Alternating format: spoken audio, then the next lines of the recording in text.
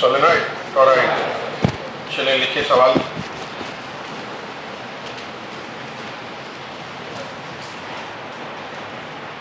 एक current carrying wire है, 2 ampere current flow हो रहा है। इसके बाजू में 2 मीटर 4 मीटर का रेक्टेंगुलर वायर है जिसमें करंट फ्लो हो रहा है 3 एम्पियर। फोर्स ऑन लूप निकालना।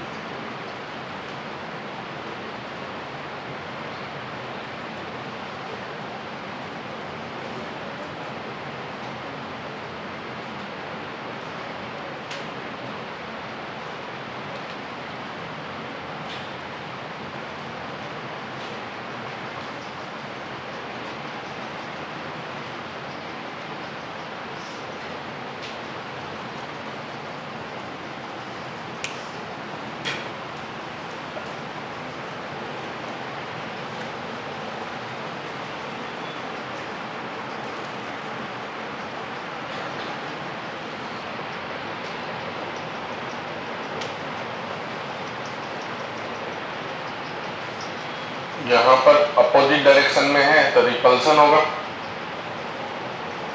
और यहाँ सिमिलर डायरेक्शन है तो अट्रैक्शन होगा। तो जो नेट फोर्स होंगे ये दोनों तो एक दूसरे को कैंसिल करेगा, तो जो नेट फोर्स होंगे वो F1 माइनस F2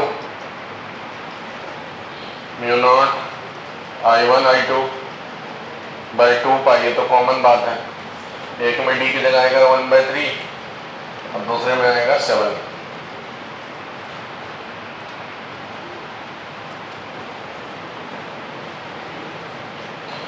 यहाँ पर अट्रैक्शन होगा, ये रिपल्सन, तो नेट फोर्स यहाँ अट्रैक्शन होगा।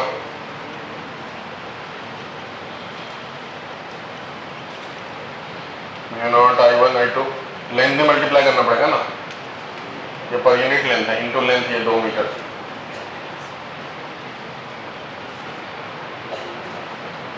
Bye 2 pi 1/4 minus 1/7 into length 3 metre.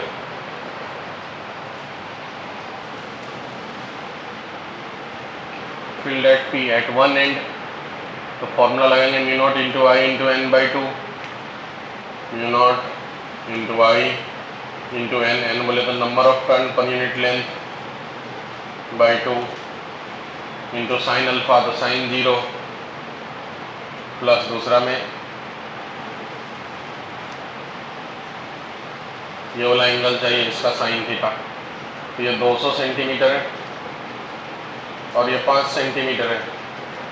Sine theta हो जाएगा परपेंडिकुलर 200 सेंटीमीटर, तो 2 मीटर कह सकते हैं, बाय हाइपोटेनस √2 का स्क्वायर 4 प्लस 5 सेंटीमीटर को 5/100 0.05 का स्क्वायर, ऐसा कह सकते हैं। मैग्नेटिक फील्ड एट Q आएंगे, फिर से mu naught into I into N by L into 2। अब इस Q वाले पॉइंट में इधर 30 सेंटीमीटर और इधर वाला ट्रायंगल जो है वो हो जाएगा कितना 170, तो यहाँ का 30 सेंटीमीटर तो 0.3 परपेंडिकुलर बाय हाइपोटेनस √0.3 का स्क्वायर प्लस 5 सेंटीमीटर हो गया रेडियस, तो 0.05 का स्क्वायर प्लस दूसरा साइड में 170 सेंटीमीटर तो 1.7 बाय √1.7 का स्क्वायर प्लस 0.05 का स्क्वायर।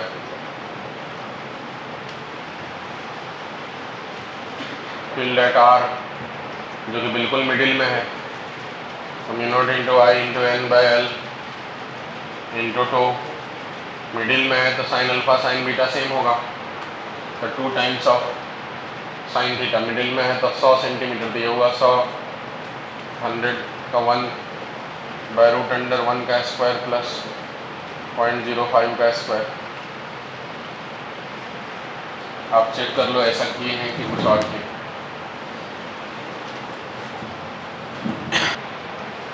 फर्स्ट वाले केस का मैं डायग्राम यहाँ बना देता हूँ।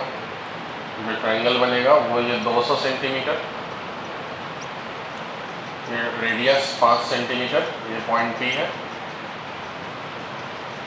ये हो गया बीटा एंगल और अल्फा हो गया यहाँ 0। सेकेंड वाले केस में ये रेडियस हो गया 5 सेंटीमीटर, ये हो गया 30 सेंटीमीटर, ये हो गया 170 सेंटीमीटर, एक एंगल हो गया अल्फा और दूसरा एंगल हो गया बीटा, उसके अकॉर्डिंग मैंने लिखा। थर्ड वाले केस में ये 5 सेंटीमीटर,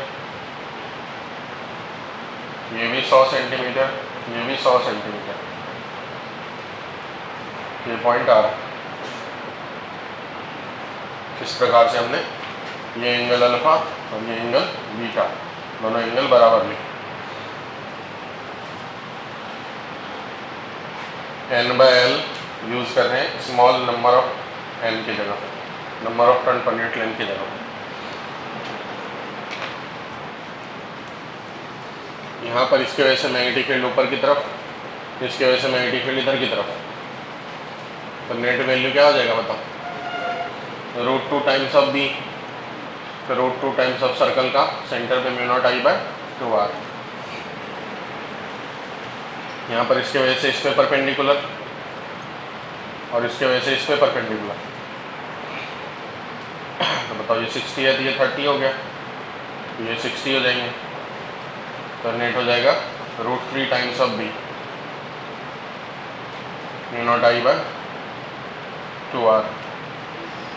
इस वाले केस में नीचे क्रॉस है ऊपर डॉट है, नहीं नीचे डॉट है ऊपर क्रॉस है, तो मैग्नेटिक फील्ड यहाँ पर इधर की तरफ एक होगा सोलेनॉइड की वजह से और सर्कल की वजह से भी इधर की तरफ v1 v2, तो नेट वैल्यू बोलेंगे v1 प्लस v2,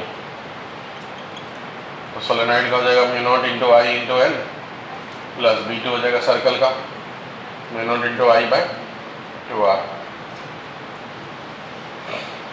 दोनों में करंट सेम है।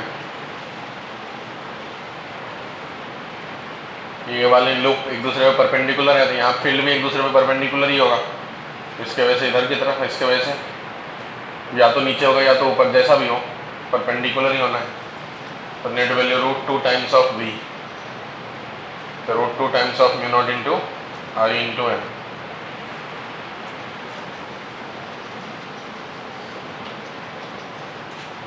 यहाँ पर भी एंगल 60 डिग्री होंगे, 60 या 120 दोनों में से कोई भी हो सकता है। क्या होगा यहाँ पर, इसके वजह से तो फील्ड का डायरेक्शन इधर की तरफ और इसके वजह से करंट कैसे फ्लो हो रहा है, तो इधर की तरफ फील्ड का डायरेक्शन 60 डिग्री एंगल हुआ, तो फिर b equal to root 3 times of b, root 3 times of mu naught into I into N.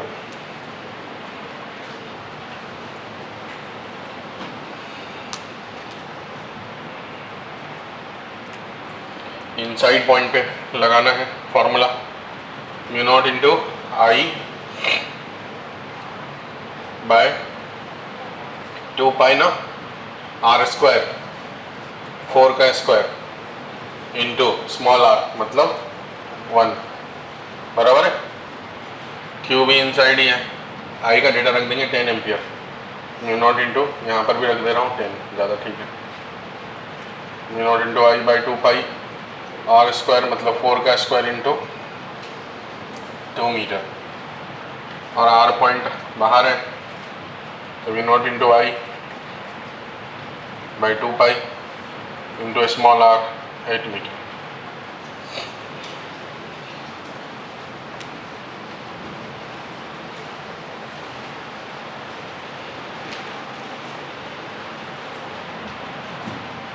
अच्छा, सोलेनॉइड के अंदर करंट के फ्लो होने से सोलेनॉइड में कंप्रेशन क्रिएट होता है स्प्रिंग में या फिर एक्सपेंशन? बताओ ये कंप्रेस होगा कि एक्सपेंड होगा? स्प्रिंग वाला जो सोलेनॉइड स्प्रिंग टाइप ही होता है ना सोलेनॉइड, उसमें जो करंट फ्लो हो रहा है तो उसके वजह से स्प्रिंग कंप्रेस होगा कि एक्सपेंड होगा?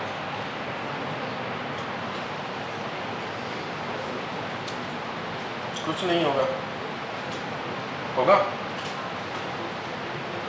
कुछ होगा, कंप्रेस होगा कि एक्सपैंड? एक्सपैंड होगी। सोच के देखो, एक्सपेंशन होगा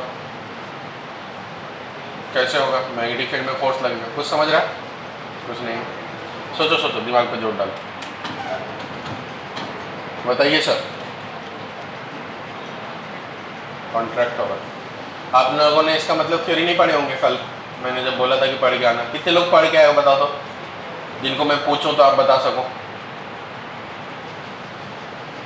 एक लोगों ने हाथ खड़ा किया, 2 3 4, तो थोड़ा पढ़ा करो। फिर कोई दूसरा प्रेशर था, ऐसा कोई टेस्ट वेस्ट था क्या आज? अच्छा, तो देखो एक्चुअली में करंट पैरेलल है, तो हमने पढ़े पैरेलल करंट में अगर करंट सेम डायरेक्शन में है तो एक दूसरे को क्या करता है? पास बुलाते, अट्रैक्ट करते। इसलिए हर रिंग जो इसका है एक दूसरे को क्या करेगा? पास बुलाएगा। इसलिए क्या होगा? कंप्रेस या कॉन्ट्रैक्ट जो भी बोलिए आप। तो स्प्रिंग में करंट के फ्लो होने से स्प्रिंग क्या करेगा? कंप्रेस करेगा। लिख डालेंगे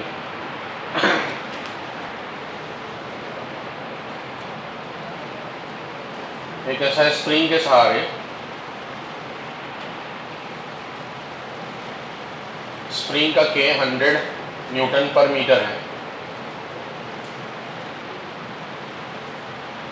एक ऐसा डब्बल लटक रहा है, यहां से लेकर के यहां तक ये इंसुलेटिंग है, और इसमें करंट फ्लो हो रहा है 5 एम्पियर।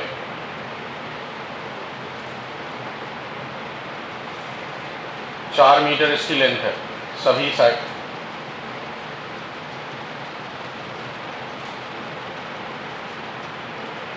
यहाँ पर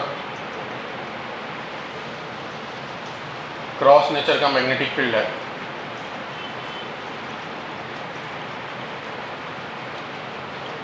टेस्ला और इसका वजन है 5 kg। तो स्प्रिंग में एक्सटेंशन या कंप्रेशन कितना होगा वो निकालना।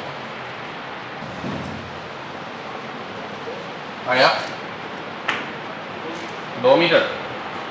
तो देखो यहाँ पर ये वाले वायर में तो इधर कोई मैग्नेटिक फील्ड आई नहीं, सिर्फ ये नीचे वाले सेक्शन में मैग्नेटिक फील्ड है।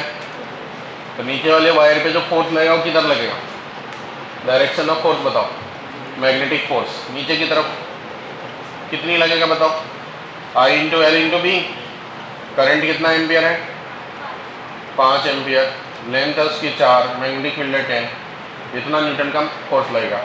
और मास अगर 5 kg है तो एक वजन mg भी लगेगा यहाँ रिंग का नीचे की तरफ। Gravitational force mg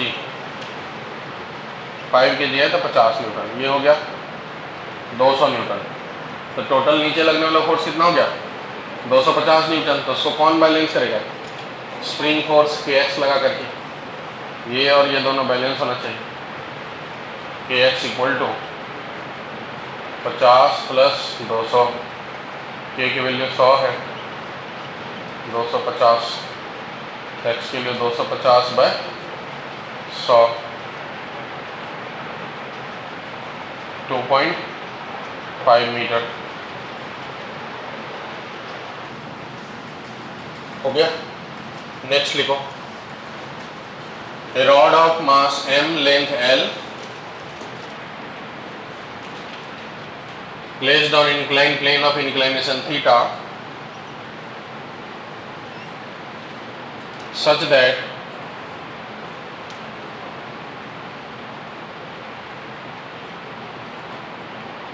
in a vertical magnetic field B, in a vertical magnetic field B in the given diagram, find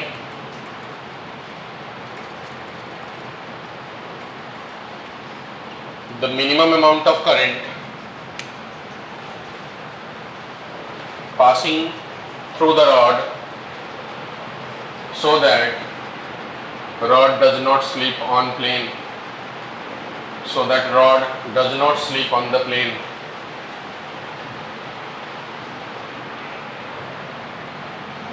surface smooth है, कोई फ्रिक्शन नहीं। बना दो डायग्राम और सवाल भी बनाओ।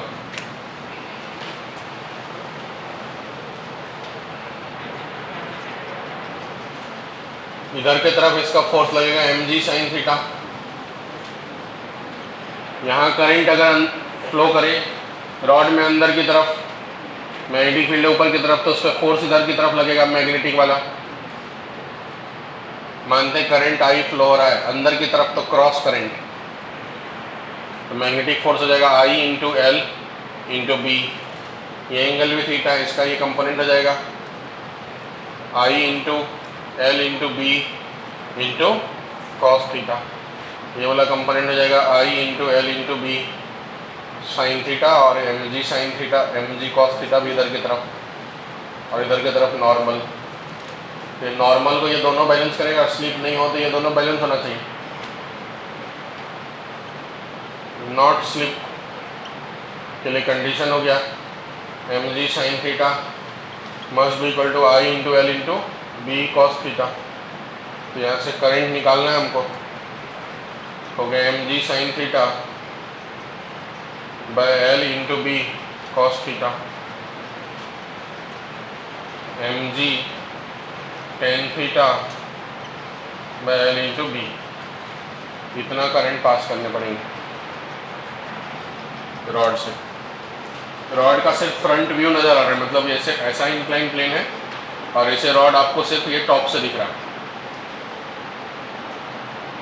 तो इस पे mg sin थीटा को बैलेंस करने के लिए मैग्नेटिक फोर्स रहना चाहिए ऊपर की तरफ, उसका कंपोनेंट। तो इसमें करंट अंदर की तरफ पास करना पड़ेगा ऐसे सिचुएशन में, तब ऐसा होगा। एक infinitely long current carrying wire है जिसमें करंट फ्लो है आई। एक दूसरा यहाँ पर रॉड है, इसमें करंट फ्लो रहा आई इधर की तरफ। ये यहाँ से a डिस्टेंस पे है और इसकी लेंथ L है। Find the force on rod, find the magnetic force on rod. निकालो तो जरा सा। देखो यहाँ से x डिस्टेंस आगे, छोटा सा लेंथ कंसिडर करो dx। यहाँ मैग्नेटिक फील्ड क्रॉस नेचर का होगा और उसकी वैल्यू हो जाएगी mu naught into I by 2 pi x। तो उसके वजह से इसके ऊपर जो फोर्स लगेगा, करंट तो इस डायरेक्शन में है, dx उसकी लेंथ हमने माने, मैग्नेटिक फील्ड अंदर की तरफ है, तो फोर्स उसके लिए ऊपर की तरफ लगेगा, छोटा फोर्स। उस छोटे फोर्स की वैल्यू लिखेंगे, करंट उसमें है स्मॉल आई इंटू उसकी लेंथ है dx into magnetic field mu naught into I by 2 pi x। ये हो गया फोर्स। इसी को इंटीग्रेट करो तो टोटल फोर्स आ जाएगा। x की कम से कम वैल्यू a है, ज़्यादा से ज़्यादा वैल्यू a प्लस L। तो mu naught into I by 2 pi तो कांस्टेंट है, बाहर आ जाएगा। dx बाई x का इंटीग्रेशन हो जाएगा log x। तो नेट फोर्स की वैल्यू हो गई, वो हो गई mu naught into I by 2 pi log L plus a by, direct लिख देता हूँ मैं, नहीं डायरेक्ट नहीं लिखता, क्या पता दिक्कत हो जाएगी। Mu naught into I by 2 pi log L plus a minus log m, log m minus log m, log m by n।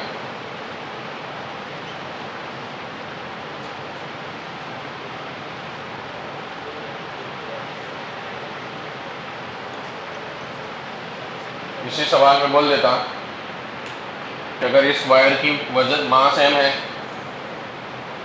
then so find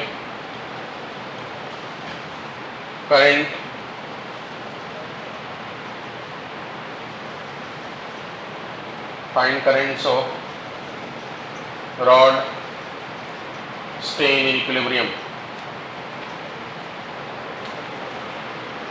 यही फोर्स को mg के बराबर करना पड़ेगा फिर इक्विलिब्रियम में रहने के लिए। फोर्स को mg के बराबर करना पड़ेगा। फोर्स मतलब mu naught into I into small I by 2 pi log L plus a by a equal to mg। यहाँ से आई निकालने बोल देगा आपको, 2 pi mg by mu naught into I into log L plus a by a. ये हो जाएगा answer. देखो सवाल, draw the graph of magnetic field